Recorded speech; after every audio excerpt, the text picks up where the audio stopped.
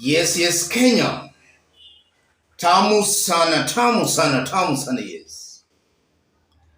Mwangi Wa Iria, former Murang'a governor, made some remarks today.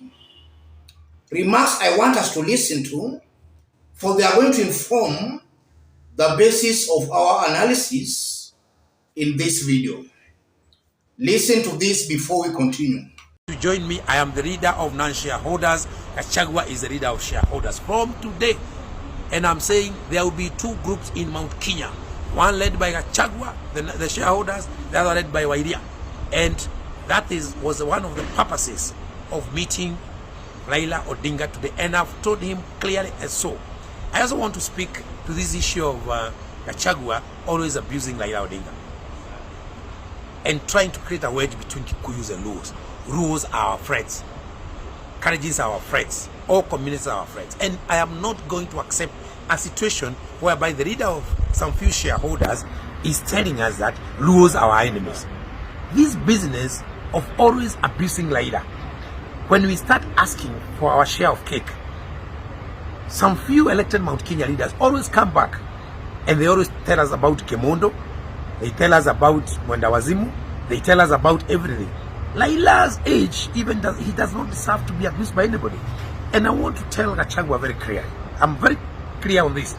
And I know some few people there, you start replying. But on this one, I want people to listen to me. And I want now to speak to the people of Nyeri because they are my neighbors and they are our friends. Kibaki, President Kibaki, actually was literally installed by Raila Odinga. He's from Nyeri. Gachagua is asking us who is Raila Odinga. We need to reply to him that Raila Odinga is the person who installed his elder brother, the third president of the Republic, Mwai Kibaki, as the president of Kenya, if he doesn't know who Raila Odinga in this country. Gachagua, and I respect him, I have no issues with him, has been in parliament for one term. Then he need to know the number of years that Mzee has been in politics for him to understand who Raila is. And I can tell you, the spirit of Mwai Kibaki must be turning in his grave now. Because somebody from his area is actually asking who is Raila Odinga. Raila Odinga literally coronated Kibaki. And the people of Nyeri need to silence Gachagua and tell him he's actually going to bring a curse to Nyeri people and even to the entire Kikuyu community. You can do politics. You can say you not give subsidies, but I think we should remove personal politics. And I am telling you, there is a time I say that some of us will get a curse. There is no way Rigathi Gachagua can continue abusing Raila. If you listen to William Ruto, he doesn't abuse Raila per se. They are dueling. It's a political duel. But we cannot have somebody at his only job every day is to rally people to abuse a person. So, and I want to repeat once more, the spirit of Mwai Kibaki must be turning in his grave, listening to Gachagua, asking who Raila is. At least, you can fight with him politically, but don't ask who he is. Those remarks were made today by Mwangi Wa Iria after paying Raila Odinga a courtesy call at Raila's current residence. And Wa Iria is not mincing his words. He is making it very straight and to the point. And from those remarks, we can accurately make some conclusions. And that's what I want us to do in this video. If you are watching us but you have not yet subscribed, subscribe, give this video a like. The first conclusion, Mwangi Wa Iria is warming up to Raila Odinga. We all know that in the August presidential election, Wa Iria joined Raila Odinga, albeit too late. And then after William Ruto was announced the winner, Wa Iria changed allegiance. He went to Ruto's team. And we are seeing Wa Iria might be making another U-turn from Ruto's team to Raila's team. That's one thing that is coming out very clearly. So Iria is warming up to Raila Odinga. The question now begs, why do you think Iria is making a U-turn and is now embracing Raila Odinga, having ditched Raila Odinga after the August 2022 presidential election? The main reason why Iria has looked at things on the ground and he has realized that Ruto and his team are messing up big time. The ground is deserting them. And that's why Iria has that courage to embrace Raila Odinga in broad daylight. He has realized the ground is deserting William Samoei Ruto.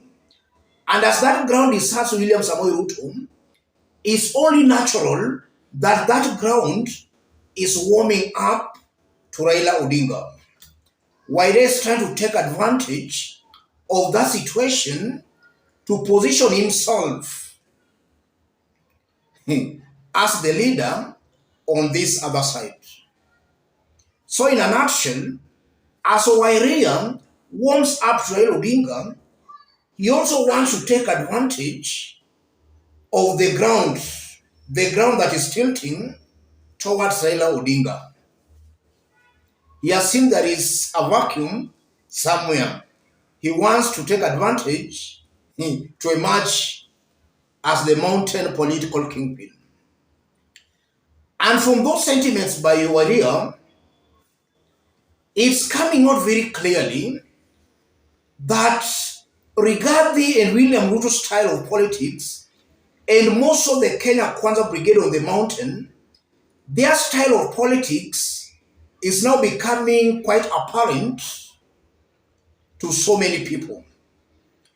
And for those who have been following me here, I've always repeated here that William Ruto, Rigathi Gachagua, Kimani Ichung'wah, Ndindi Nyoro, that team, they have been stereotyping against the Luo community.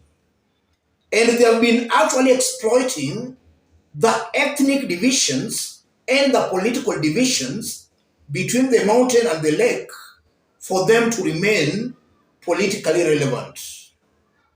The only way Rigathi Gachagua, Ndindi Nyoro, William Ruto, Kimani Ichung'wah, and that team, the only way they can remain relevant on the mountain is by attacking Raila Odinga. In the absence of Raila Odinga, they have completely no agenda for the people. And that's what Iria is just saying. And on that, I agree with Iria 100%. Rigathi, Ruto and that team, their agenda is Raila Odinga. And it's high time the mountain to wake up. Raila should not be the agenda. The mountain residents should demand of their elected leaders to deliver, not every now and then just talking about Raila Odinga. Anytime they fail to deliver, they go to the mountain to start insulting Raila Odinga. That's exactly what is happening here. And a country cannot develop if its leaders are just reducing politics into personal and ethnic hatreds. If a leader can't deliver, let that leader own up that he or she cannot deliver. He should not go to the people trying to hoodwink the people by causing ethnic divisions. And this is why I've always maintained, and I still repeat, William Ruto, Rigathi Gachagua, Kimani Ichung'wah, and Ndindi Nyoro, these are individuals not fit holding public offices. They don't pass that test of leadership and integrity. Their politics is based on hate and ethnic stereotyping without inciting communities and pitting communities against one another. They have completely nothing to tell to the people. And that's what Iria is just exposing which I agree with him. As I conclude, as Wa Iria exposes the ethnic stereotyping by Ruto and his team, in order for Wa Iria to come out as the mountain kingpin, he should also recognize that the mountain have got their preferred leaders. And in this case, the mountain's preferred leader, as I talk, is Uhuru Kenyatta.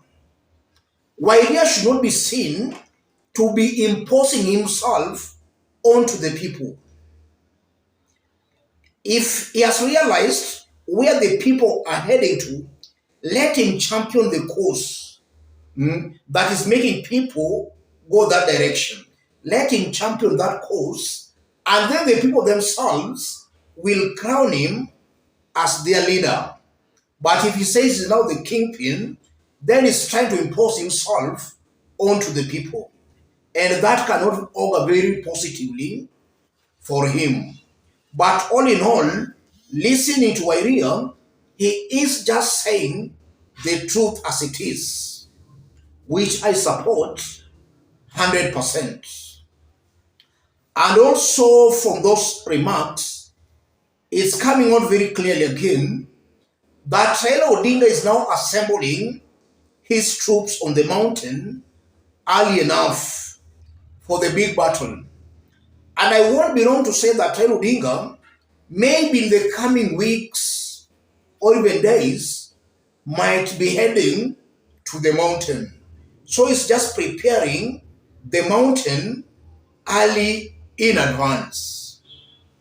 So it appears that when William Ruto was announced the winner, there was a lot of excitement on the mountain, and some leaders who are not very good in looking at the bigger picture started embracing William Ruto. And we saw some even defecting from Jubilee to UDA. But it appears that excitement is now dying out. The same ground that they thought was with the Ruto, that ground seems to be tilting. Let me stop it there, ladies and gentlemen. Just as I did indicate, if you have not yet subscribed, subscribe, give this video a like. Let's meet in our next analysis. Thank you.